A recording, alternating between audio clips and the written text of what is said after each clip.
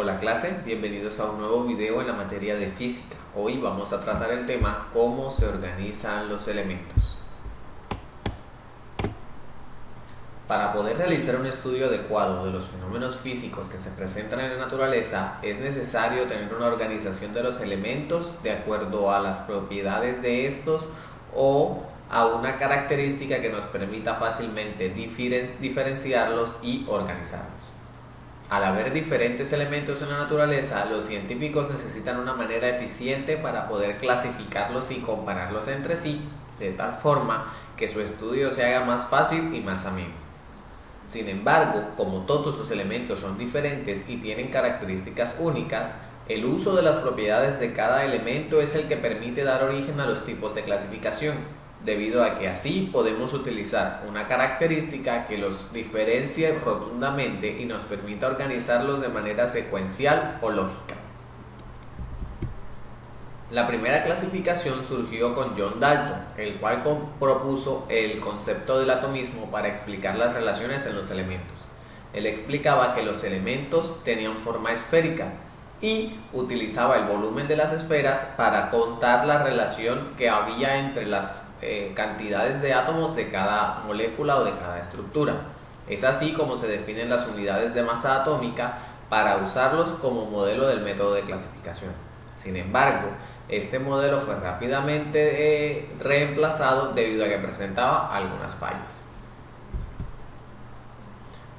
Johann Doberin propone un concepto de clasificación un poco más fácil. Él toma como referencia al hidrógeno por ser el elemento más pequeño. Luego asume que el siguiente elemento debe tener el doble de unidades de masa atómica y luego al sumar las masas atómicas del helio y el hidrógeno se produce la masa atómica del litio. Como podemos observar en esta figura, lo que estamos observando es un grupo de tres elementos o tríadas. Lo que proponía Doherr era sumar la masa atómica de los elementos 1 y 3 para que el promedio de la suma de las dos masas diera origen al segundo. En los elementos que tenían unidades de masa atómica pequeña funcionaba. Sin embargo, a medida que el elemento se hacía más pesado, los promedios variaban y podían ser ineficientes. Por lo tanto, este modelo también fue cambiado. Sin embargo, en la mayoría de los elementos funciona tanto para la masa atómica como para el número atómico.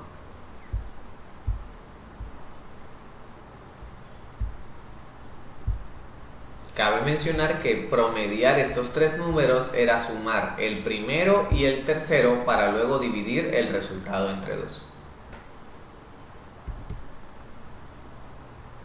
El químico inglés John Newlands propone la ley de las octavas, en la cual los elementos se enumeran en orden de peso atómico, es decir, del más ligero al más pesado. Las propiedades físicas y químicas se repiten en intervalos de 8, es decir, en grupos de 8 elementos.